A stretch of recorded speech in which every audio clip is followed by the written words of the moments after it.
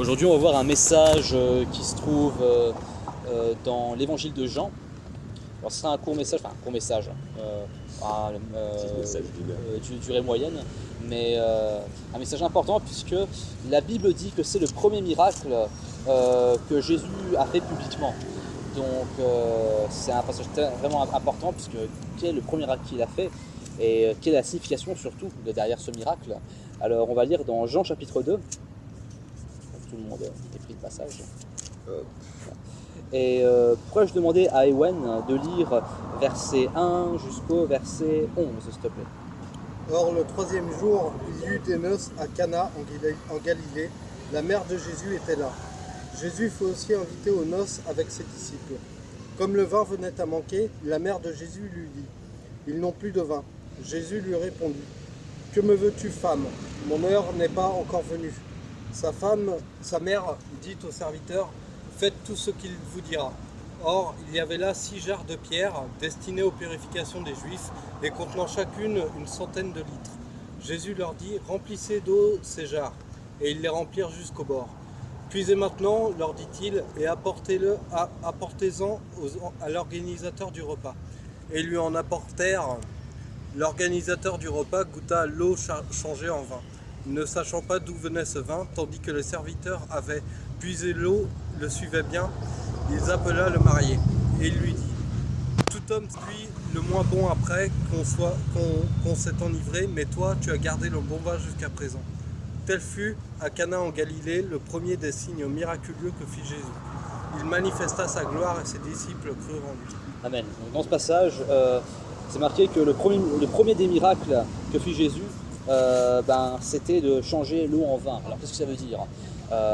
Donc Jésus il avait rassemblé les disciples en enseignant et ensuite il les a formés. Et puis le premier des miracles qu'il a fait publiquement, c'était changer l'eau en vin. Alors ça veut dire quoi ? Ça veut dire quoi pour nous qui vivons au XXIe siècle ? Est-ce que ça veut dire que de nous aussi on doit prier pour que si jamais dans un festin il manque du vin, l'eau va changer en vin ? Bien sûr, il y a une explication bien plus profonde évidemment. Oui, Jésus il peut faire tout, il peut changer n'importe quoi, il peut transformer un truc en rocher, il peut transformer l'eau en je ne sais quoi, mais comment dire ? Le plus important, c'est le message qu'il y a derrière, en quoi ça va nous concerner. Donc ça se passe dans un festin de noces. Alors Jésus, il est invité, parce que tout le monde ne le considérait pas comme le Messie, mais il y en a qui le reconnaissaient comme quelqu'un de la famille. Disons que c'était des amis de la famille de Jésus, des amis de Marie et de ses frères, des frères de Jésus. Et Jésus, il était là avec ses disciples, il était là avec les 12, et puis dans ce festin, à un moment, il commençait à manquer du vin.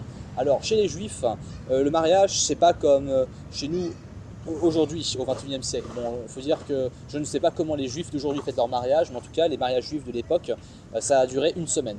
C'est-à-dire qu'il y avait la cérémonie, mais il y avait un repas qui durait une semaine. C'était un gros moment de célébration pendant toute une semaine. Et donc forcément, il y a un moment où le vin commençait à manquer. Et quand ils voyaient qu'il n'y avait plus beaucoup de vin qui restait, eh bien, parfois, ils prenaient le vin, ils le mélangeaient avec de l'eau. Alors, de l'eau avec du vin, c'est pas très bon. Et vers la fin, c'était limite de la grenadine, genre prenait un petit peu de vin, mettait de l'eau pour donner l'illusion qu'on avait encore du vin. Et le vin il était de moins en moins bon. Et c'est pour ça qu'à la fin, il y a quelqu'un qui dit d'abord on sert le bon vin, puis le moins bon. À l'époque, il y avait souvent ce genre de problème. Et aussi, pourquoi est-ce qu'on faisait ce petit stratagème ? Parce que manquer de vin à l'époque, c'était mal vu. C'était un signe comme quoi la famille à qui on confiait sa fille, la famille. C'est fait exprès le maillot ? Non. Non, pas du tout. Non. D'accord. Et donc bref. Donc, Ah oui, putain, je viens de... j'avais pas percuté. Ouais. Alors, donc c'était mal vu parce que si jamais vous êtes un père de famille et votre fille se marie, donc vous confiez votre fille à une famille, il faut que cette famille, elle ait de la thune pour subvenir aux besoins. Et justement, c'était mal vu à l'époque que le vin manquait signifiait que vous n'aviez pas assez de moyens. Et donc c'est pour ça qu'il fallait donner un peu l'illusion. Et alors le vin commence à manquer et Marie commence à dire à Jésus, le vin commence à manquer. Mais Jésus lui répond de manière assez surprenante et assez froide un petit peu d'un point de vue humain. Il lui dit : « Femme, qui s'est-il entre moi et toi ? Femme, pourquoi est-ce que tu m'impliques ? C'est quoi le rapport entre moi et toi ?» C'est ça qu'il veut dire. Déjà, il ne dit pas mère, il dit femme, parce que Marie, ça c'est la mère de l'incarnation humaine de Jésus, mais c'est pas la mère de Dieu. D'ailleurs, Jésus ne l'appelle jamais mère, il lui dit femme. Et il dit femme, pourquoi est-ce que tu m'impliques ? Qu'ai-je à faire là-dedans ? Et ensuite, Jésus, il commande aux gens de remplir d'eau 6 vases, de remplir jusqu'au bord, de les puiser, et ensuite l'eau a été changée en vin. Et donc qu'est-ce que ça veut dire? Donc il est question ici d'un repas de noces. Et dans un repas de noces, le centre du repas c'est qui? C'est le marié et la mariée. Et le repas de noces, c'est un repas où il est censé avoir l'abondance. Mais le problème, c'est que dans ce repas, l'abondance commence à manquer. Et si vous allez à un mariage et que vous crevez de faim à un mariage, il y a un problème. En général, un mariage, c'est un endroit où vous pouvez vraiment manger vous avez vraiment à manger, vous vous amusez, quoi. Mais si jamais il manque quelque chose, chez moi on dit « Oh là là, il manque du vin, ou il manque de la viande, il manque du dessert ». C'est-à-dire qu'il y a des préparations qui n'ont pas été bien faites. Et la Bible parle de Jésus comme étant l'époux de l'Église. Dans la Bible, il y a des métaphores représentant Jésus comme l'époux et l'Église comme la femme, l'épouse. Et donc ici, le centre du festin, c'est qui? Pourquoi est-ce que Jésus dit « Qu'y a-t-il entre moi et toi ?» C'est-à-dire « Quel rapport ai-je avec ça ?» Et donc Jésus dit « Moi, je n'ai pas de rapport avec ça, je ne suis pas le centre de ce festin. » Et comment est-ce que les gens veulent leur vie? Les gens veulent que leur vie soit comme un festin, ils veulent que ce soit comme un festin rempli de joie. L'eau et le vin, l'eau c'est plat, le vin c'est plein de vie, il y a quelque chose de dynamique là-dedans. Le vin c'est ce qui fait que les gens font la fête et tout, mais l'eau, j'ai jamais vu quelqu'un qui est ivre avec de l'eau, enfin bref, je sais pas si tu vois ici, enfin, bref. Et donc Jésus, quand il commande la chose, eh bien la chose transforme. Et donc le vin, le bon vin qui abonde de manière bonne jusqu'à la fin, eh bien il ne manque pas à partir du moment où Jésus se met ici. Et donc nos vies, comment elles sont? Nos vies, on veut que nos vies soient comme un festin, mais ne le sont pas. Pourquoi? Parce qu'on ne met pas Jésus au centre. Ou alors on met Jésus en invité. Ici Jésus c'est juste un invité. Et parfois beaucoup de chrétiens ont tendance à mettre Jésus juste comme un invité. Ils vont à l'église le dimanche, ou alors peut-être qu'extérieurement ils ont cette dévotion, c'est-à-dire peut-être qu'ils vont régulièrement étudier la Bible comme ici, ou alors peut-être qu'ils lisent la Bible régulièrement, mais sur le côté peut-être qu'ils vivent pour eux avant tout, et qu'ils prennent Dieu comme une aide, mais ils ne mettent pas Dieu au centre de leur vie. Et malheureusement c'est la situation de beaucoup de gens, et même des chrétiens, c'est triste. Et donc lorsqu'il s'agit de notre vie, donc comment voulons-nous notre vie? Nous voulons que notre vie soit joyeuse et pas plate comme de l'eau, mais souvent il y a souvent on a cette tendance à mélanger l'eau et le vin. Donc lorsque Jésus tire les gens du monde, notre vie devient comme du vin. La vie dans le monde elle est plate, elle est morne, mais quand Jésus nous tire de cette vie, c'est comme du vin. Mais beaucoup de chrétiens malheureusement mélangent l'eau et le vin. Je voudrais qu'on lise dans Ésaïe chapitre 1.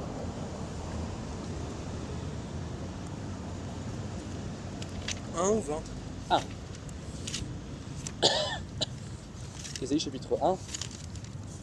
Et pourrais-je demander à Charles de lire verset 22, s'il te plaît?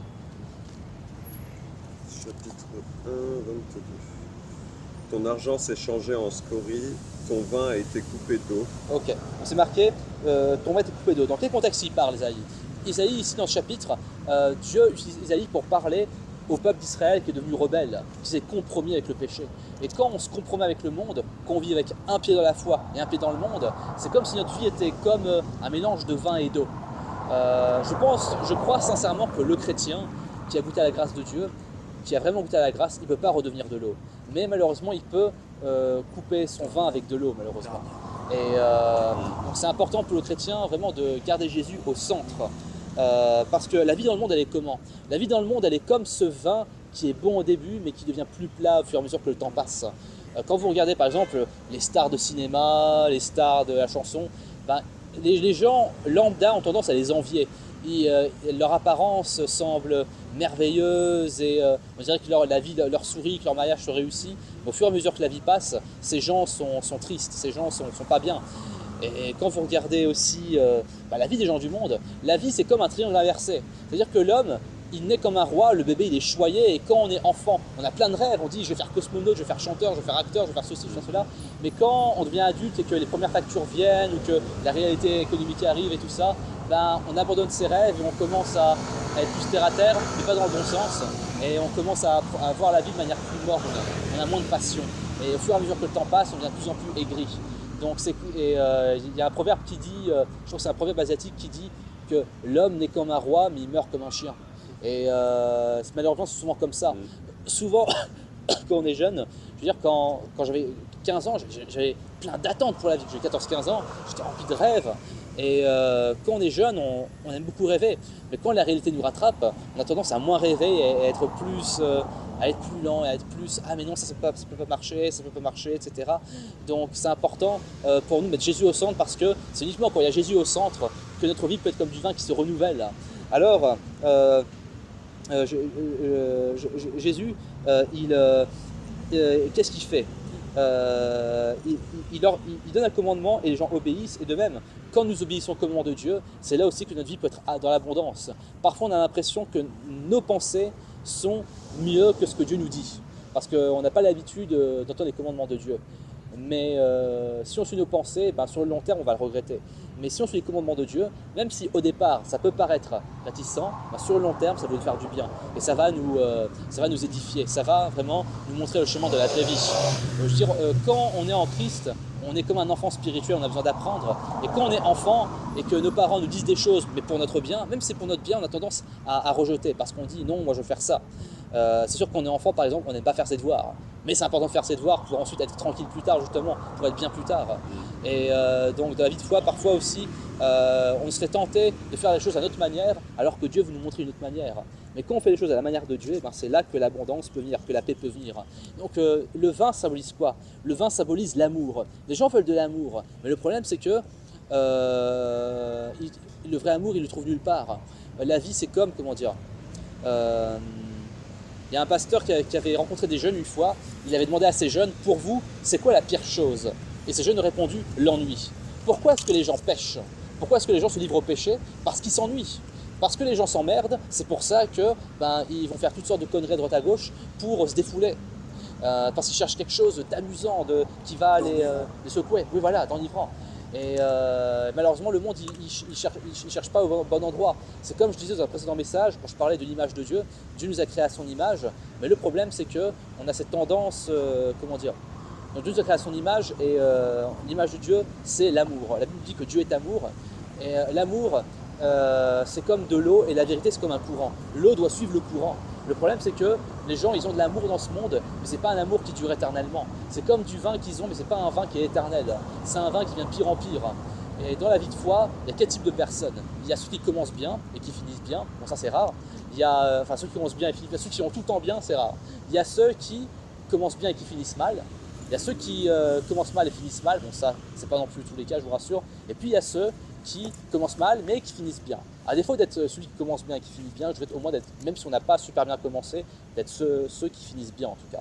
Et lorsqu'on regarde les mariages dans le monde par exemple, tout le monde les envie, mais souvent leurs relations tournent au vinaigre. Et par exemple en Amérique, il y a les records de mariage éclair. Il me semble que Britney Spears, pendant un temps, elle était mariée 24 heures avec un homme, je ne sais plus qui. Mais 24 heures quand même, c'est un record. Ce qui montre que, bref, le mariage dans ce monde, l'amour dans ce monde, les gens ne veulent plus savoir, les gens ne savent plus ce que ça veut dire. Et donc, on a besoin de retourner à Dieu. Et donc, la Bible dit que Jésus, donc, c'est l'époux de l'Église. Et je veux dire, si un jour vous vous mariez, si votre épouse, votre future épouse, elle se prépare pour d'autres personnes, vous vous sentez mal. C'est pour vous qu'elle doit se préparer pour le mariage, pas pour un mec à droite à gauche. Et de même pour nous, nous, Église, nous sommes l'épouse de Christ, nous devons avoir cet amour profond pour Jésus. Nous devons développer cet amour profond pour Jésus et le mettre au centre de notre vie. Et c'est comme ça qu'on aura l'abondance. L'abondance, elle n'est pas à droite à gauche. Donc c'est important pour nous de bien saisir la vie, de vivre la vie de manière sage. Je voudrais qu'on lise dans Ecclésiaste, chapitre, que je retrouve le chapitre. Ouais, ça sentait grave là pour nous. Ecclésiaste chapitre 2 et pardon, pas vers chapitre 2, excusez-moi, chapitre oula, pardon, que je retrouve le passage,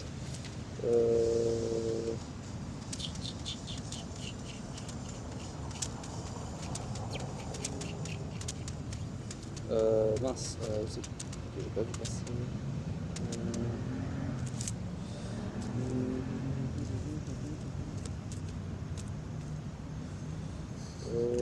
Pardon, que je trouve le passage en question. Tu sais, des fois, c'est l'herbe aussi.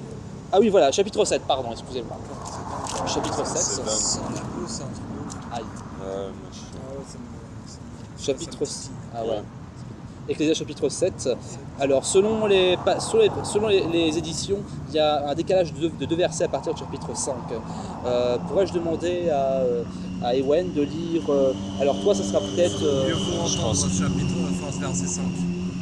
mieux vaut entendre, c'est 5, toi Non, bon, moi, bah, c'est mieux vaut aller. Verset 2 pour les éditions. Et peut-être pour toi, moi, c'est mieux c'est un vaut petit peu aller. avant.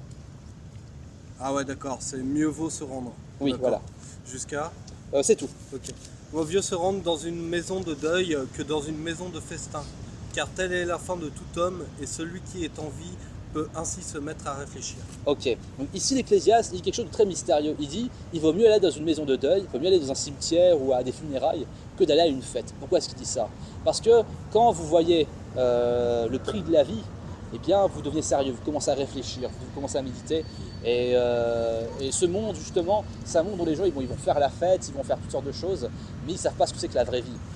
Donc l'Ecclésiaste, d'un côté, il nous invite à prendre un peu de tristesse pour ensuite mieux connaître la vie et ensuite prendre la chose plus à cœur. Mais justement, c'est comme ça qu'on aura la vraie joie. La joie de ce monde, elle est superficielle. C'est une joie qui vient juste à cause du fait de s'amuser, de prendre plaisir, mais c'est pas une joie qui dure toujours. Vous savez, il y a une grosse différence entre le plaisir et la joie. Je ne dis pas que c'est mauvais de se faire plaisir en mangeant, je sais pas, un bon repas ou tout ça, mais enfin, je sais pas, mais la différence entre les deux, c'est quoi? Parce que le plaisir, c'est pour moi, tandis que la joie, c'est quelque chose qui communique. Par exemple, je fais un cadeau à quelqu'un et cette personne est joyeuse, et quand je vois le bonheur de cette personne, eh ben, ça me rend joyeux aussi. C'est quelque chose qui va comme ça, la joie. Et c'est aussi ce que Dieu veut pour nous. C'est pas un monde où chacun cherche son propre plaisir à soi-même, mais c'est un monde où la joie déborde. Mais c'est possible uniquement quand Christ est au centre de notre vie. Et quand on vit en Christ, certes, il y a des difficultés, mais la vie, c'est comme du vin qui s'améliore avec le temps. L'ordinateur du repas, il dit tu as gardé le bon vin jusqu'à maintenant. C'est-à-dire qu'avant, dans les autres festins que j'ai connus, c'était le bon vin, puis c'est devenu de pire en pire. Mais là, ce bon vin, il se renouvelle. De même, avec Jésus-Christ, notre vie se renouvelle. Lorsqu'on est fatigué et qu'on va profondément prier à Dieu, Dieu peut nous renouveler. Dieu peut vraiment renouveler notre foi, renouveler nos forces. Lorsqu'on sent qu'on est à genoux et qu'on ne va pas continuer, lorsqu'on passe un temps avec Dieu, eh bien après les épreuves, Dieu va nous renouveler d'une manière magnifique. Donc c'est important pour nous d'avoir cette passion, mais quel est le genre de passion? Une passion vers Jésus. Quand on regarde les jeunes dans les concerts, et je le sais parce que j'ai fait beaucoup de concerts dans ma vie, on voit il y a beaucoup de passion vers le groupe, vers la musique. Il y a un pasteur qui pensait si seulement cette passion pouvait être mise vers Jésus, il y aurait beaucoup de choses qui changeraient. Donc à travers ce message, je nous souhaite vraiment de vivre la vie remplie d'abondance, remplie de joie que le Seigneur voulait qu'on ait. Et je voudrais faire remarquer un autre point, c'est que Jésus a fait remplir 6 vases, 6 jarres. Pourquoi 6? Les chiffres de la Bible, souvent ils apparaissent de manière très symbolique. Et une fois que les vases ont été remplis, eh bien c'est là que l'eau a été changée en vin. Pourquoi 6? Dans la Bible, il y a plusieurs fois où l'homme fait quelque chose pendant tel nombre de jours, et ensuite Dieu prend soin du reste. Et 6 dans la Bible, on dit que 666 c'est un chiffre d'homme. Donc le diable s'emparait du 6 parce que le diable s'emparait de la terre, mais à l'origine le 6 c'est un chiffre d'homme, c'est un chiffre humain. Et donc c'est-à-dire qu'il y a des efforts que l'homme fait, mais ensuite c'est Dieu qui transforme les choses. Et donc ici, ils ont obéi à Jésus, et donc de même, Dieu nous demande de faire notre part à nous. Dans le miracle, Dieu nous demande de faire notre part, il nous demande de faire l'obéissance. Et après, lui, il fera la part que nous, on ne peut pas faire. Donc ce qu'eux ont pu faire, c'est remplir les vases jusqu'au bout, ils obéissent jusqu'au bout. Et ensuite, la partie miraculeuse de changer l'eau en vin, ça c'est seul Dieu qui peut le faire. De même, dans nos vies, parfois, on cherche à percer, on cherche à réussir quelque chose, peut-être un ministère, ou alors une mission, ou alors on a un sujet de prière, on a quelque chose pour lequel on prie et qu'on veut voir s'accomplir. Il y a une partie qui nous revient, mais il y a une partie qui appartient à Dieu. Dieu nous demande de faire notre part et lui fera la sienne. Dieu est toujours fidèle quand il fait la sienne. Par exemple, quand Jésus avait ressuscité Lazare, donc Jésus, il a prié et Dieu a ressuscité Lazare. Et quand Lazare est sorti, il avait les bandelettes. Jésus, il n'a pas claqué des doigts pour que les bandelettes s'en aillent. Mais il a dit à des hommes, allez lui enlever les bandelettes. Donc Dieu, il a fait la partie miraculeuse, mais l'homme, par contre, il a fait la partie physique, d'enlever les bandelettes. Donc toujours dans le miracle, souvent, il peut y avoir des miracles où il n'y a pas besoin de l'homme, mais souvent, dans notre relation avec Dieu, dans le miracle de Dieu, Dieu va nécessiter notre participation. Par exemple, on parlait de l'imposition des mains tout à l'heure. L'imposition des mains, c'est très symbolique. Ça ne veut pas dire que c'est moi qui guéris la personne, mais Dieu m'utilise comme un canal pour que la personne soit guérie. Donc, il y a une collaboration entre Dieu et l'homme. Et dans ce passage, donc, pendant une période de temps, Dieu nous demande d'endurer. Et ici, il y avait 6 vases. Et peut-être que Dieu peut nous demander d'attendre 6 jours ou plus, ou moins, ça dépend des cas. Il n'y a pas forcément de méthode mais une fois qu'une certaine période est passée, là maintenant Dieu fait venir le miracle. Mais une période où il nous demande en tout cas d'obéir à fond, d'obéir à 100%. Et c'est ainsi qu'il pourra faire venir le miracle. Et donc je nous souhaite de ne pas mettre Jésus uniquement en tant qu'invité dans notre vie. Pas comme le concierge du coin ou alors le mec qu'on invite à une table, le cousin Gustave ou le cousin Untel, etc. Mais vraiment le mettre au centre de notre vie parce que c'est comme ça que notre festin peut être joyeux. La Bible, dans Apocalypse, montre les noces de l'agneau. C'est-à-dire c'est l'Église qui rencontre Jésus à la fin des temps et qui sont unis. Pourquoi la Bible parle d'époux et d'épouses? Parce que c'est une métaphore que Dieu utilise pour symboliser l'amour. Parfois, la Bible parle de Dieu comme un père et de nous comme des fils. Donc c'est une relation d'amour. Et parfois, la Bible parle aussi de l'Église comme une épouse, les croyants comme l'épouse et Jésus comme l'époux. C'est aussi une relation d'amour. Et donc, le Seigneur, il veut que l'Église soit son épouse. Mais malheureusement, il y a des églises qui sont comme des prostituées. Ou alors, il y a des églises qui sont comme... par exemple, il y a une parabole qui s'appelle les paraboles des 10 vierges. Il y a 5 vierges qui se préparent et 5 vierges qui sont folles, qui ne se préparent pas. Je nous souhaite d'être les vierges qui se préparent. Et je nous souhaite en tout cas de pouvoir goûter à cette abondance de vie qui est en Jésus-Christ. Vous savez, avant de terminer, je voudrais vous faire un dernier point. Dans l'Exode, un des miracles, une des plaies d'Égypte que Dieu a fait venir à travers Moïse, c'est justement de changer l'eau en sang. Dans la Bible, le sang et le vin sont liés, notamment parce que Jésus, en prenant la coupe, a dit « Ceci est mon sang pour la rémission des péchés ». Et justement, le vin, ça fait référence vraiment à cette abondance de vie, à l'amour et à l'abondance de vie en Jésus-Christ. Et donc, qu'est-ce qui nous rend joyeux? C'est l'amour. Pourquoi est-ce que les gens ne sont pas joyeux? Parce qu'ils n'ont pas d'amour. Du moins, ils ne connaissent pas le vrai amour. Il y a toutes sortes de films d'amour, il y a toutes sortes de romans d'amour, de films d'amour, mais malgré toutes les chansons d'amour qui existent, les gens sont malheureux quand même. C'est comme je disais, il y avait une inondation et les gens cherchaient de l'eau, pourtant il y avait de l'eau partout, mais ce n'est pas d'eau potable. Et de même, il y a beaucoup d'amour dans ce monde, mais ce n'est pas un amour potable. Donc il faut aller à la source, à Jésus-Christ, et le garder au centre de notre vie. Et c'est ainsi que nous pourrons développer dans la foi.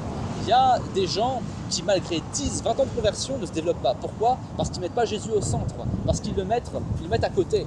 Ils vont à l'église de manière traditionnelle, mais ils ne le mettent pas au centre. Et je ne dis pas qu'on fait toujours bien, bien sûr parfois on fait des erreurs, mais en tout cas il faut faire un minimum d'efforts pour mettre Jésus au centre de notre vie. Et on verra du changement dans notre vie. Donc je nous souhaite de nous souvenir de ces paroles et je vais prier. Seigneur Dieu, je te remercie pour ce message et je te remercie parce que tu nous as appelés à toi. Je prie pour que nous puissions vivre cette vie comme du vin qui se renouvelle, du bon vin qui est meilleur avec le temps.